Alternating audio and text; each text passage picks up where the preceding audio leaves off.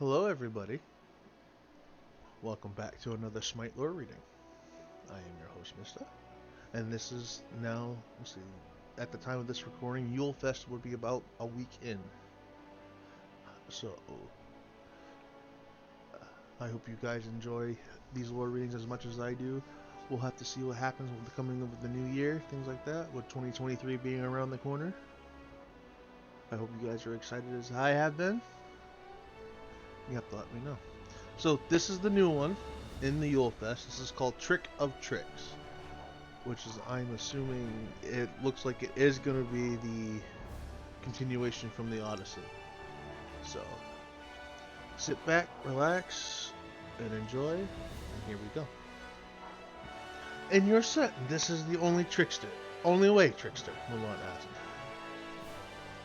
Maui raised an eyebrow at the disapproval in her voice. They stood lonely atoll of ice and rock, somewhere off the coast of the Northlands. The sea was a choppy plain of gray, and seabirds croaked raucously in the distance. If I wasn't, I wouldn't certainly would tell you, would I? He glanced at Danzaburo and Morgan Le Fay for support. The Tanuki shrugged. Don't look at me. I'm still wondering why we didn't ask Sun Wukong. Because we know better than include the Monkey King in any scheme requiring subtlety, Morgan said.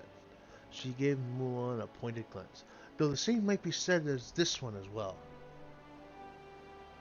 Careful, Mulan said, studying the enchantress. I am not as quick as to some to take offense, but that doesn't mean I will simply ignore your insults. Morgan sniffed. She's worse than Lancelot. Maui sighed and rubbed his brow. Normally he favored simple tricks, pranks really. The more complex a scheme, the more chances for it to fail, or worse, backfire. This time, however, some complexity was called for. Discordia was clever, a trickster in her own right. He needed help. And not just Danzaburo, but others with their own particular talents. Morgan had been the first to join their little group. She hadn't been invited, but she insisted on helping them nonetheless, and Maui had known better to insult her by refusing her aid. It seems Discordia's recent actions had endangered a number of Morgan's own schemes, or so she claimed. Maui cleared his throat. If I can continue. Mulan gestured. Forgive me, I was simply wondering if this was the best way of punishing Discordia. Should we not simply just take her into custody? She had been dispatched by Yu Huang to determine the cause of Xingtian's recent rampage, and was eager to render justice to the perpetrator. Maui shook his head. She won't learn anything from that. To be more careful in her choice of victims next time. No. We need to show her the folly of such pranks, and the best way to do that is to show her exactly what comes of it. He paused. Besides which, it already has been set in motion. There's no way to stop it now, even if we wanted to. Another member of their group made himself known a moment later, with a snort and a stamp of a cloven hoof that caused them all to turn. She is close, Cernanos growled. From where he crouched atop a nearby outcrop of rock, he moved so silently that Maui had not even noticed his arrival. Cernanos had been the second of the gods that Maui had approached. While he was no trickster, he was the foremost tracker among the pantheons. Even better, as a friend to Ardio, he had good cause to see Discordia humbled. Once he had Discordia sent, there was no way she could escape him, or them. With Cernanos leading the hunt, they would be able to catch up to Discordia in no time at all. I can smell her on the wind, like thunder and arrogance. Maui nodded in satisfaction. Cernanos wasn't referring to Discordia in this case, however. Maui asked the horn god to track 2 goddesses for him, not just one. Good. She's taken the bait then. He looked at Danzaburo. Can we count on Loki as he is promised? Loki had been the first ally Maui and Danzaburo had sought to seek in their scheme. He was perhaps the most infamous trickster of them all, and he had been known to ally himself with other troublemakers such as Discordia and Set, but as of late, Loki had, like Morgan, had shown some restraint when it came to his natural proclivities. Maui didn't trust him, of course, but he needed someone that could approach Discordia without raising suspicion. Danzerboro pushed back the brim of his hat and snickered. "Oh, I expect so. I offered him a bottle of the good stuff if he managed to get her here without alerting her suspicions." He looked at Mulan. "It shouldn't be a problem regardless, not with such tempting bait." Mulan frowned. "I am not bait." "Well, strictly speaking, you are," Maui said. "The only reason Discordia is going to show up is if she thinks there's someone to make trouble for.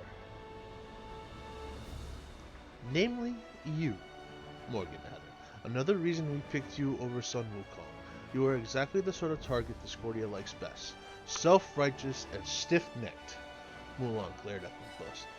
"I do not care for this plan," she said. "But you said," Maui replied. "Oh, so you said," Maui replied. "But we're all choosing to ignore you." He paused and gave her a smile. "Thank you for your help, by the way." Mulan nodded stiffly. "Yes, well, I am not doing it for you. The Jade Emperor has commanded me to seek out the cause of the recent unrest, and according to you, it is Discordia's doing. So she must be taught the error of her ways."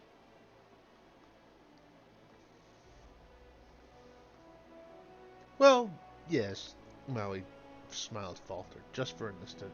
Strictly speaking, he had no proof that Discordia had been the culprit behind Xingtian's rampage, but it was the sort of thing she had done before. But they needed Mulan's help, so it was best that she thought he was certain. "That's why we are here, after all." Cernunnos stiffened suddenly. "She is here." "Which one?" Maui asked. "Discordia." Cernunnos growled. He sniffed the air. "Loki is with her." "Excellent. Everyone knows what to do?" Maui asked, looking at the others, receiving nods, or in Morgan's case, a sneer of affirmation. He swung. "Places then. Let's get ready." So he and the others, save Mulan, got out of sight. Morgan vanished behind a veil of illusion as Cernunnos crept behind an outcropping, and Danzerboro covered himself in a cloak the color of the rocks. Maui turned himself into a bird and perched upon a boulder. Mulan seemed startled by how quickly her companions made themselves scarce. Their quarry arrived moments later. Loki and Guan Yu? Maui's eyes narrowed. To his gaze, so used to seeing through the tricks and traps of others, it was an imperfect disguise, convincing perhaps, to one who did not know Guan Yu well, or one who was distracted by concern. Guan Yu staggered, clearly injured, and kept on its feet only by Loki's aid. The real problem wasn't the glamour, so much that it was sloppy. It was lazy. Why would Guan Yu be here, of all places? And why would Loki help one such as Guan Yu? Then perhaps Discordia was hoping Mulan would not think to ask such questions in her worry for her fellow god. "Mulan!" Guan Yu called out as he stretched a hand toward her. It was Ao Kuang," he gasped. "He has made common cause with the great serpent, Jormungandr. The creature attacked me, flung me to shore. We must find him before he..." He paused and straightened an annoying look on his face. "What are you doing here, Tanuki?" "Enjoying the show," Danzerboro said, sitting on a nearby rock. He took a swig from his bottle. "Excellent disguise, by the way." Maui took his own shape and strode towards Guan Yu, casually whirling his hook.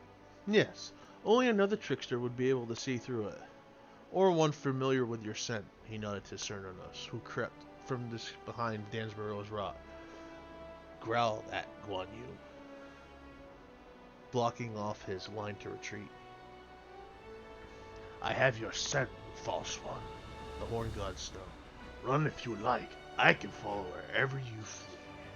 Eyes wide, Guan Yu took a step back and looked at Mulan.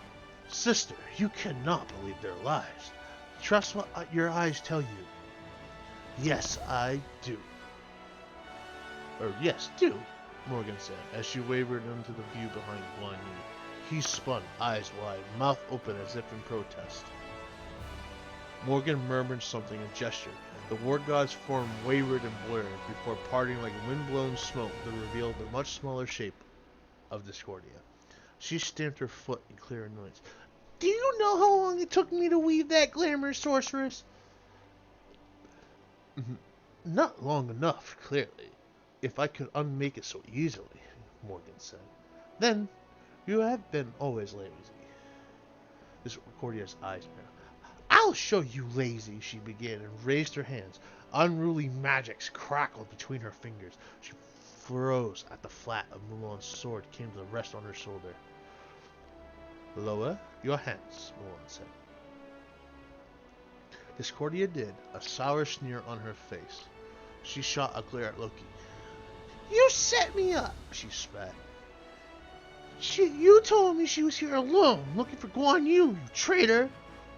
Loki shrugged. I have been called worse by the people I actually like, he said. Looking out over the chalky waters, he smiled cruelly. Jormungandr isn't actually out there, by the way. That was another little fib on my part. He turned to Dansborough and gestured. My compensation. Dansborough reached into his robes and pulled out a clay bottle. He tossed it to Loki, who pulled the stopper and took a sniff. And Dansborough laughed. What, you don't trust me? No, I know you too well for that, Tanuki, Loki said. Taking a swig, he smacked his lips appreciatively. Still, you seem to have played me fair this time, at least. Well, there's always next time, Dansborough said cheerfully. What is going on here? Discordia demanded, looking around. We're playing a trick, Maui said. He spread his hand. What do you think? Discordia made a show of looking around. What trick? I see no trick. Just a motley collection of dullards spoiling my fun. Well, that's how you know it's a good trick, Maui said. He pointed his hook at her. You have been very troublesome as of late, Discordia, causing difficulties setting pantheons against one another. Are you trying to start a war between the gods? No, but that does sound fun, Discordia said with a harsh laugh. She looked at Loki and Morgan. There was a time you two would have agreed with me. Times change, Morgan said flatly. Discordia snorted. Nothing changes. You should know better. You are gods, after all. She shook her head. You should really learn to have some fun. Maui laid his hook across the shoulder and nodded. Funny, you should say that. You see, I decided to take a page from your book, he smiled widely. So, we picked you a fight. Discordia blinked. What? Oh, not with any of us, Maui conjured. He turned and shaded his eyes, peering east. No, she's on her way. She'll be here in a few moments, I expect. Who? Discordia demanded. What are you talking about? Why, Ishtar, of course. Morgan Le Fay purred. You went on to so much trouble to catch her attention. After all, provoking her like that, by comparing her to Ereshkigal. Very naughty of you, not to mention foolish. Discord. But I didn't. No, but Morgan is very good at illusions, Melly said. But you didn't just insult Ishtar, I'm afraid. He glanced at Dansborough, who twisted his tail in pleasure. No, you had to ambush her when she started after you, adding insult to injury, the Tanuki said, inspecting his claws for dirt. Well, not you, me. But I sounded enough like you when I dumped the bottle of sake on her that she probably won't care. What? Discordia snarled. And of course, after that, you challenged her to catch you, Loki added, chuckling. That was a classic, Discordia, really. Even if it was actually me. Oh, she chased me for hours. If Morgan here hadn't hidden my trail, she might have even caught me. Why? Discordia asked, staring at him in incomprehension. Loki frowned. Last time we spoke, I warned you to stay away from the Aesir, Apple Thrower. We have problems enough of late without you adding to them by trying to send us into a nonsensical war with the Celts. Your problems are your own making, not mine, Discordia shrilled. That goes for all of you. What have I done that the others have not done twice over? You think I'm the only one to stoke the grievances that simmer beneath the surface of the Pantheon? This piece of yours is an illusion. It's a trick. No better than any of mine. She turned her glare on Loki. You and Set and all the rest. You yearn the chaos for as much as I do. Whether you admit it or not, you're just waiting for the right moment. And what if we are, Morgan said. We might seize the opportunities to reveal themselves, but we know better than to cause the chaos for sake of chaos. For there is only one way that ends, and we all know it. Maui glanced at Cernunnos, who gave a terse nod. Ishtar would be here soon, and their trickle still had one last twist. They were cutting it close and couldn't afford no mistakes, else Ishtar might as well turn her attentions to them for the lack of other options. He readied his hook. Discordia would attempt to flee, but that much was given, and they wanted her to do so, but not yet. Not until Ishtar had clapped eyes on her quarry. Hypocrites! Discordia sneered.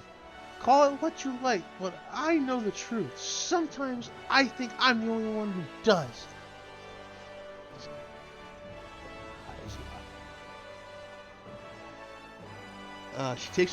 She took a step back, looking from one god to the next. And all I did was play a few tricks. It's not my fault if your pantheons choose to go to war over such things.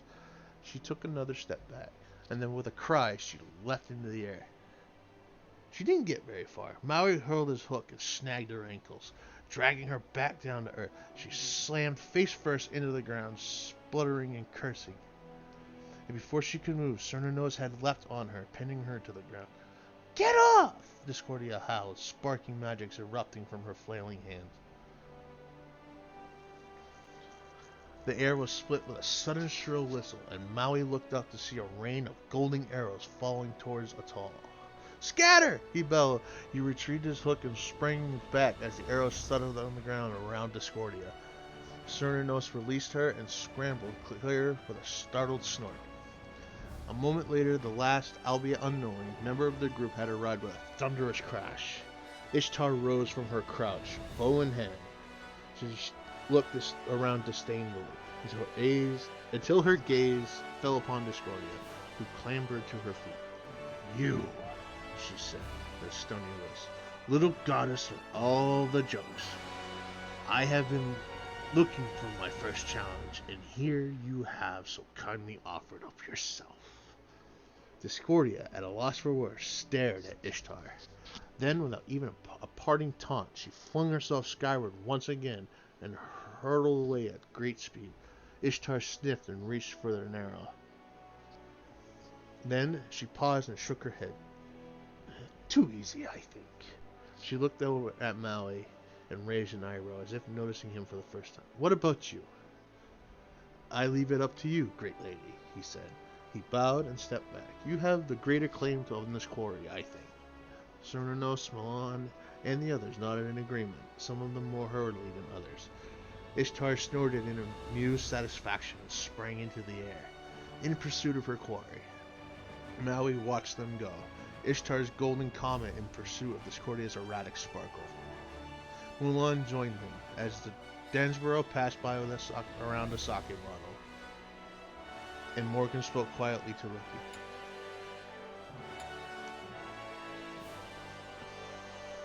What about you? Sorry, technical difficulties, dogs climbing up. He shrugged. Ishtar snorted in amused satisfaction and sprang into the air in pursuit of her quarry. Maui watched them go, Ishtar's golden comet in pursuit of Discordia's erratic sparkle. Mulan joined him as Dansborough passed around a sake bottle, and Morgan spoke quietly to Loki. Do you think she will catch her? Mulan asked. He shrugged. No. Or at least not for long. But she knows we're watching her now. It might convince her to keep her lower profile from now on. Mulan looked doubtful. And if not?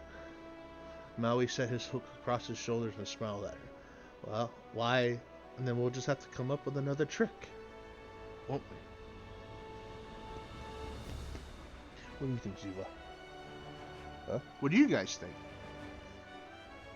I think that one is good. I think Discordia is gonna get what's coming to her. But we'll see, I guess, huh? Well, it was pretty good, I think. You guys have to let me know what you guys think. But we hope that you guys enjoyed these lore readings as much as I do. Looking forward to 2023, and if not, maybe future ones. I hope you guys have a fantastic holiday, and I will catch you guys on the next one. And until then, this has been your Smite Lore Reading. Take it easy, everybody.